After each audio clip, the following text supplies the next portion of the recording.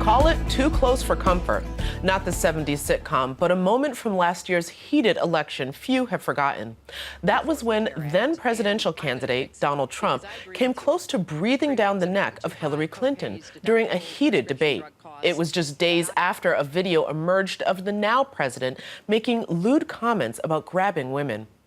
It's a moment Clinton would reflect upon in her memoir, stating that her, quote, skin crawled and that she wished time could have stood still so she could consider whether to confront him. For author Catherine Mayer, Clinton made a crucial error, and that very second pointing to a weakness of her campaign and a mistake women routinely make. It's an issue at the heart of her new book titled Attack of the 50-Foot Woman. And I'm pleased to welcome her to the program. Catherine, welcome. Thank you. All right. That moment seems to be that moment where we see Secretary Clinton attempting to answer a question. The camera clearly picks up then candidate Donald Trump standing sort of ominously looming behind her. What was the mistake that she made? Well, actually, I mean, I'm not sure it's a mistake that she made in that moment. It's a mistake in a way that all of us make. She chose to bite her tongue rather than to call him out. One thing we have to recognise about Clinton's campaign is she would have been damned whichever way she went. But from my own experience and from what I discovered in doing this book and also in the UK where I've co-founded a political party, all of those things have focused my mind very clearly on the compromises women make to navigate situations. You know, we're forever trying to fight the battles we think we can win and sometimes pulling back from calling out sexism when it is right there in front of us. I was going to say, I think that's a conversation every young woman has had with her mother, her grandmother. Pick your battles, sweetie. Exactly, but the problem with picking battles is that sometimes it means that we enable the system to continue, that system that enshrines the sexism. My feeling of the mistake of her campaign, which is not purely her mistake, but again, a function of being a female, of trying to navigate this world, was that she ended up in asserting her fitness to do the job, which was never really under question, of presenting herself almost as an insider and allowing Donald Trump, who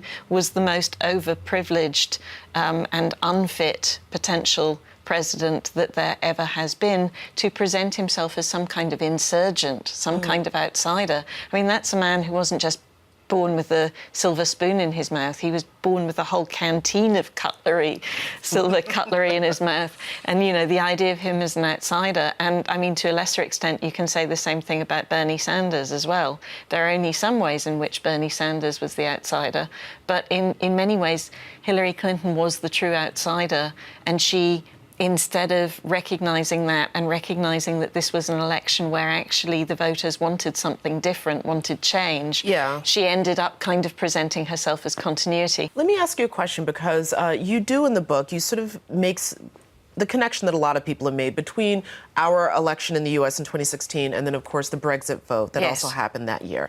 And that there was a lot of anger and tension, and that void got filled with sexism and racism and xenophobia, et cetera. Yes. How then from there did you form this political party in the UK that's for women? Well, precisely because I saw that vacuum, and I founded the party in 2015, and we were heading into an election then. In fact, we've had 2 elections in quite a short space of time.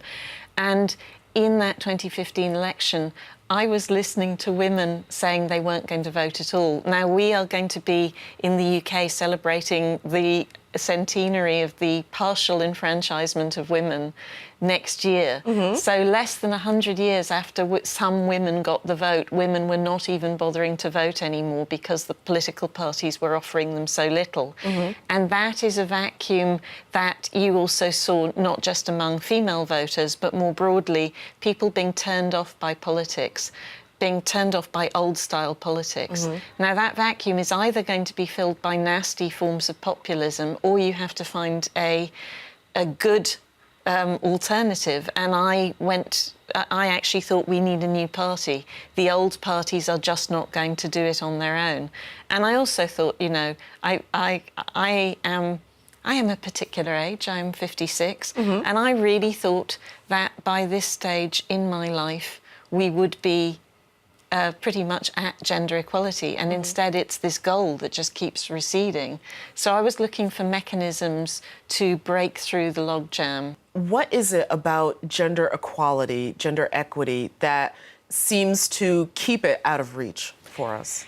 That's why in my book I actually take us to a gender equal future. So most of my book goes through the global inequality. There's not one country in the world that is gender equal. I look at the mechanisms holding women back, but I also, one of those mechanisms is that we cannot imagine what a gender equal world is like. So because there's nowhere to look, there's nowhere to see what's happening, but there is actually a lot of evidence, and that's what I've brought together. I think men, even those who are allies to women, either have unconscious or conscious bias that affects them. Women have conscious and unconscious bias. That's why so many white women voted for Trump. And you know, that is also an issue that keeps getting brought up when we talk about gender and, of course, the election. Exactly. So it's all of those things, but it's also the fear of what this world might be like. And I think men in particular tend to think it's a zero-sum game. If we get more equality, they get less. Well, that's not what equality actually looks like. And so I create a gender equal world called Equalia, and I take readers there at the end of the book. And I do that because I think it is important to understand that a more equal world like that is one that is better not just for women, but actually for men. A happier society, I think, is reason enough. I do. Listen, Catherine, thank you so much for taking the time to join us and telling us about Attack of the 50-Foot Woman. And perhaps the subtitle should be, And Why Not to Fear Her. But anyway, thank you so much for joining us. You're welcome.